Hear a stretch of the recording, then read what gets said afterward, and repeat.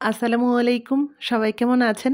এই কথাটা সবসময় জিজ্ঞেস করি। কিন্তু কেউ কখনো কমেন্টসে বলেন না যে আপনারা ভালো আছেন। আশা করছি আপনারা সবাই ভালো আছেন। আলহামদুলিল্লাহ আমরাও সবাই ভালো আছি। এটা ছিল বৃহস্পতিবার সকালবেলা। ভোরবেলা যখন আমি ঘুম থেকে উঠেছি শব্দ পেয়ে আমার ছোট ছেলেও উঠে গিয়েছে।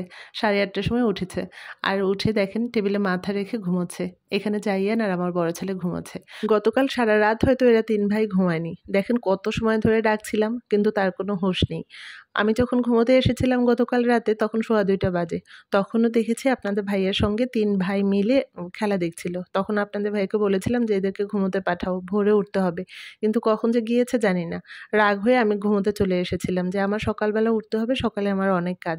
আমি তাড়াতাড়ি ঘুমিয়ে পড়েছিলাম। তাড়াতাড়ি বলতে ওই যে ঘুমোতে, ঘুমোতে 2:30 বেজে গিয়েছিল। আবার তো ভোরবেলা উঠেছি। আর আমি যখন উঠলাম আমার শব্দ পেয়ে সঙ্গে, সঙ্গে সেও উঠে গেছে। উঠে একটু পড়েছে হয়তো, তারপরে বইয়ের উপর মাথা রেখে ঘুমোচ্ছে। আগামী দিন শুক্রবার ওর পরীক্ষা আছে। তো পরীক্ষায় যদি একটু কম নাম্বার পায় শাস্তিও পেতে হবে। যার কারণে ওই টেনশনে ঘুম থেকে উঠে গেছে। উঠে তো আর পড়া হলো না, টেবিলে ঘুমোচ্ছে। পরে আমি বললাম যে, "তুমি গিয়ে তোমার বাবার পাশে ঘুমাও। আমি তোমাকে উঠিয়ে দেব।" তো এরপরে বলার পরে আর কি ওর বাবার পাশে গিয়ে ঘুমিয়েছে। তো এখানে আস্তে, আস্তে আমি রান্নাগুলো সেরে নিচ্ছি। দুপুরের জন্য আজকে চিংড়ি মাছ ভুনা করেছি আর ডাল রান্না করেছি। রাতের বেলা তো বিরিয়ানি খাওয়া হবে তাই পরিমাণে খুবই অল্প রান্না করেছি। তো এইখানে আমি বিরিয়ানির জন্য সব কাজগুলো আগে থেকে গুছিয়ে নিচ্ছি। আগে থেকে সব কাজগুলো গোছানো থাকলে কাজটা সহজ হয়ে যায়, রান্নাটাও তাড়াতাড়ি হয়ে যায়। পেঁয়াজ বেরেস্তা করে নিয়েছি বেশি করে। কারণ বিরিয়ানিতে একটু পেঁয়াজ বেরেস্তাটা বেশিই লাগে।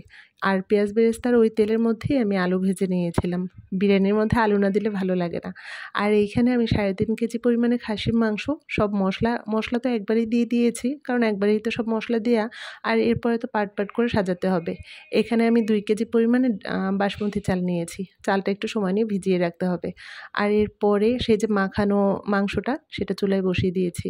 অনেকে তো কাঁচা মাংস দিয়ে বিরিয়ানিটা রান্না করে আর কি দমে বসিয়ে দেয়, ওই দমেই মাংসটা হয়ে যায়। তবে কাঁচা মাংসের সেই বিরিয়ানিটা আমার খেতে ভালো লাগে না। আমার কাছে এই যে একবারে মাংস রান্না করে তারপর পার্ট, পার্ট ভাবে সাজিয়ে দিই সেটাই ভালো লাগে। আর এইখানে আমি পেঁয়াজ বেরেস্তা, কিশমিশ, বাদাম কুচি, গুঁড়ো দুধ, চিনি, ঘি সব কিছু দিয়ে ভালোভাবে মেখে রেখে দিয়েছি হাতের কাছে। আর এটা ছিল 3:30 কি 4টা বাজে তখন সেই সময়। ঘড়ির টাইমটা তো তখন দেখিনি, সময়টাও মনে নেই। তো এরপরে এই যে এখানে চাল বসিয়ে দিয়েছি সেদ্ধ হওয়ার জন্য। আর এখানে পার্ট, পার্ট করে আমি সাজাচ্ছিলাম। সেই সময় একটু ভিডিও ক্লিপ। সব যখন সাজানো হয়ে গেছে তারপরে পেঁয়াজ বেরেস্তা দিয়ে চুলায় বসিয়ে দিয়েছি। এখন এটা দমে বসিয়ে দেবো একদম আধা ঘন্টার মতো।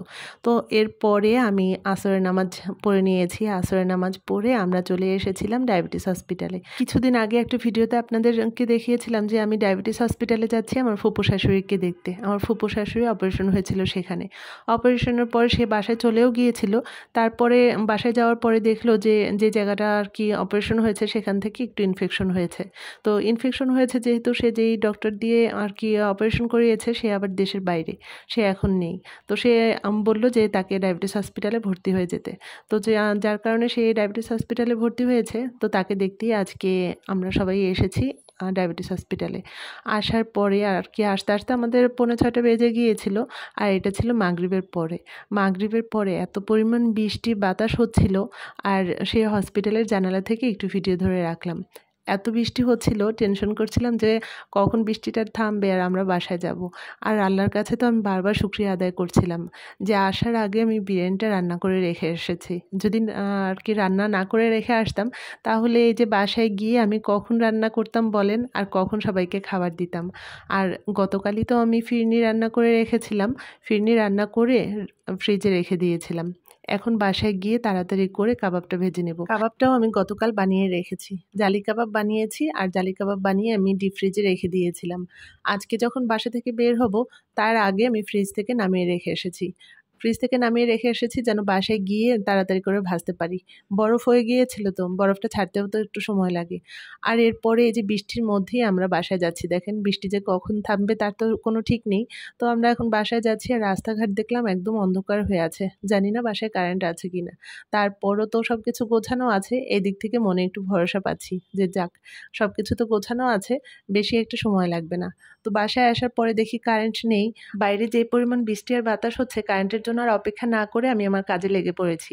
বাসায় এসে আমি আগে ডাইনিং টেবিলটা পরিষ্কার করে নিয়েছি। পরিষ্কার করে টেবিলে সব প্লেট সব কিছু দিয়ে দিয়েছি। আর এরপরে আমি বিরিয়ানিটা আবার চুলায় বসিয়ে দিয়েছি। কারণ বিরিয়ানিটা আবার গরম হতেও তো একটু সময় লাগবে। আর এরপরে এই যে এসে দেখলাম যে কাবাবটা একদম বরফ ছেড়ে গিয়েছে। এখানে ডিম ফেটে নিয়ে তারপরে ডিমে ডুবিয়ে আমি কাবাবগুলো ভেজে নিচ্ছিলাম। কাবাবটা ভাজতেও তো একটু সময় লাগবে, যেহেতু এটা জালি কাবাব তো কাঁচা মাংস দিয়েই বানাই, তাই আমি সময় নিয়ে এটা ভেজে নিচ্ছি। আর এটা ভাজার পরে আমি আস্তে আস্তে করে সব টেবিলে খাবারগুলো দিয়ে দিচ্ছি। সব কিছু একদম গোছানো শেষ। আর আপনাদের ভাইয়াকেও ফোন দিয়ে দিলাম যেন তাড়াতাড়ি চলে আসে। আর বাবুকে খাওয়াচ্ছিল আর কি, জাভিয়ারকে খাওয়াচ্ছিল। জাভিয়ারের খাওয়াটা শেষ হলেই সবাই খেতে বসে যাবে। তো আমি এখন পর্যন্ত বিরিয়ানিটা বাড়িনি, এছাড়া টেবিলে সব কিছু রেখে দিয়েছি। আর এখানে আমি ফ্রিজ থেকে এখন ফিরনিটা নামিয়ে নিলাম। ফিরনির বাটিগুলো রেখে দিলাম আর সব কিছু হাতের কাছে রেখে দিয়েছি। এর মাঝে কিন্তু কারেন্টটাও চলে এসেছিল। আল্লাহর কাছে শুকরিয়া আদায় করেছিলাম যে ভাগ্যিস যে কারেন্টটা চলে এসেছে, কারেন্টের মধ্যেই যেন সবাই খেতে বসে যেতে পারে। এই যে বিরিয়ানিটা টেবিলে বেড়ে নিলাম, এখনই খেতে বসবে সবাই। এর মাঝেই দেখেন এই যে কারেন্টটা চলে গেল। এটা ছিল একদম কারেন্ট নেই তখন, অন্ধকার। আবার খেতে খেতে আবার কারেন্টটা চলেও এসেছিল। আজকে তো অনেক গল্প করে ফেললাম। এখানেই আপনাদের কাছ থেকে বিদায় নিয়ে নিচ্ছি। সবাই ভালো থাকবেন। আর আজকের ব্লগটা যদি কোনো অংশ ভালো লেগে থাকে একটা লাইক দিয়ে পাশে থাকবেন। খোদা হাফেজ।